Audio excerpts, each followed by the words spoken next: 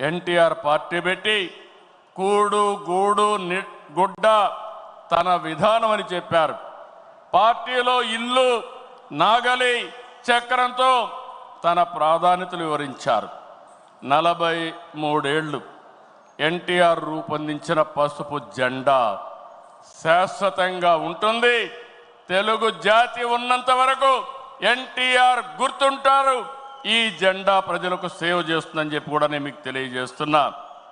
పసుపు జెండా అంటే దేశ రాజకీయాల్లో కొత్త ఒరవడికి నాంది పలికిన జెండా, తెలుగువారి అభివృద్ధి పదాన నడిపించిన జెండా, తెలుగువారి ఆత్మ గౌరవాన్ని చాటి చెప్పిన జెండా, తెలుగు ప్రజల్లో ఆత్మవిశ్వాసాన్ని నింపిన జెండా, ఆడబిడ్డలకు అండగా నిలిచిన జెండా, రైతన్నల కన్నీరు తుడిచిన వెన్నంటే ఉన్న జెండా, విజన్తో తెలుగు జాతికి విజయాన్నిచ్చిన జెండా, తెలుగు ప్రజల నమ్మకం, విశ్వాసం, భవిష్యత్తు, భరోసా తెలుగుదేశం జెండా.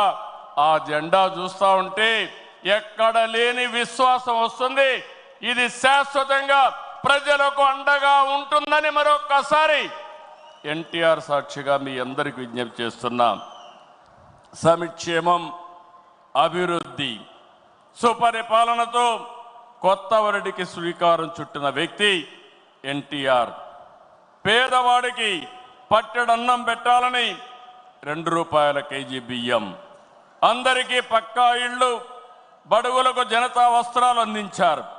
వృద్ధాప్య పెన్షన్ 50 రూపాయలకే హార్స్ పవర్ విద్యుత్తు, గురుకుల పాఠశాలల ఏర్పాటు, పిల్లలకు మధ్యాహ్న భోజన పథకం, మహిళలకు ఆస్తి హక్కు, సాగునీటి ప్రాజెక్టుల నిర్మాణం, ఉద్యోగ కల్పన, పరిశ్రమల ఏర్పాటు, రోడ్ల నిర్మాణం, ఇలా సంక్షేమాన్ని అభివృద్ధిని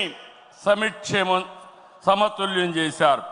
పటేల్ పట్వారీ వ్యవస్థ, సింగిల్ విండో విధానం, బీసీలకు మహిళలకు స్థానిక సంస్థల్లో రిజర్వేషన్లు తీసుకొచ్చారు. రాజకీయాల్లో రాకమునిపే సేవాభావం ఉండే వ్యక్తి ఎన్టీ రామారావు గారు. 1952 సంవత్సరంలో రాయలసీమ కరువు వస్తే జోలి బట్టి డబ్బులు వసూలు చేసిన వ్యక్తి. 1962లో భారత చైనా మధ్య యుద్ధం వస్తే విరాళాలు సేకరించిన వ్యక్తి. 1965లో భారత్ పాకిస్తాన్ మధ్య యుద్ధం జరిగినప్పుడు, 1972లో రాష్ట్రంలో కరువు వచ్చినప్పుడు, 1977లో దివిసీమ ఉప్పెన మీరు చూస్తే వేలాది మంది చనిపోయారు. అలాంటి సమయంలో నేనుంటానని చెప్పి అండగా నిలిచిన వ్యక్తి నందమూరి తారక రామారావు గారని చెప్పి నేను మీకు తెలియజేస్తున్నా. మార్చి 29, 1982 తెలుగుదేశం పార్టీ ఏర్పడిన రోజు. నిన్న మార్చికి 43 సంవత్సరాలు. ఇప్పుడు మిమ్మల్ని చూస్తూ ఉంటే రోజు రోజుకు మీ ఆదరణ పెరుగుతూ ఉంది. 4 దశాబ్దాలైంది. ఎన్నో మైలురాళ్లు దాటాం, ఎన్నో విజయాలు, ఎన్నో అనుభవాలు. ఎన్టీఆర్ ఆశయాలు, సిద్ధాంతాలని ముందుకు తీసుకెళ్తున్నాం. ఆయన స్ఫూర్తితోనే సంక్షేమానికి, సంస్కరణలు, అభివృద్ధికి పెద్దపీట వేస్తున్నాం. 2024 ప్రజలిచ్చిన తీర్పు, విధ్వంసం నుంచి అభివృద్ధి వైపు ముందుకు పోతున్నాం. పేదరికం లేని సమాజం కోసం మన నాయకుడు తప్పించారు. ఆయన ఆశయం కోసరం నేను ఒకటే ఆలోచించాను, శాశ్వతంగా జీరో పావర్టీ.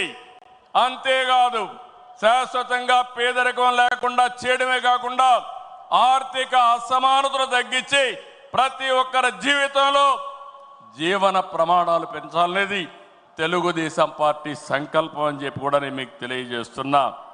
అందుకే నిన్నే మనం చూసాం, ఈరోజు కూడా మనం కంటిన్యూ చేస్తున్నాం.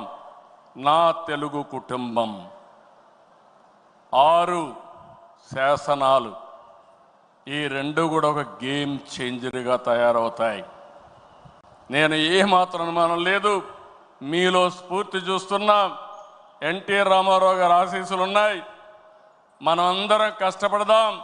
2047కి ప్రపంచంలోనే ఒక అగ్రజాతిగా తెలుగు జాతి తయారవుతుంది. ఇది ఒక సంకల్పం. ఆ సంకల్పాన్ని ఈ కడప మహానాడులో ఎన్టీఆర్ సాక్షిగా మనం